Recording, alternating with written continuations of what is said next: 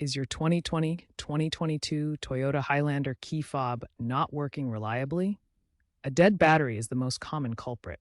Replacing it is a simple DIY task that will save you time and money. You'll need a new CR2032 battery, widely available online or at auto parts stores, and a small flathead screwdriver or coin. No special tools or technical knowledge is needed. Remember to handle the battery with care to avoid short-circuiting it. Replacing the battery yourself does not void the car's warranty. First, locate the seam on your key fob. Depending on your specific model, you may need to twist or slide the fob halves apart. Use the small screwdriver or coin to gently pry the fob open. Be careful not to scratch the plastic casing. Once open, you'll see the CR232 battery.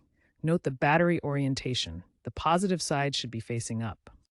Use your fingernail or the screwdriver to carefully pop out the old battery. Insert the new CR2032 battery, ensuring correct polarity with positive side up. Snap the fob back together until it clicks shut. Test the fob's functionality immediately by trying the remote start, lock-unlock, or panic button features. If it doesn't work, double-check the battery orientation and ensure the fob is fully closed.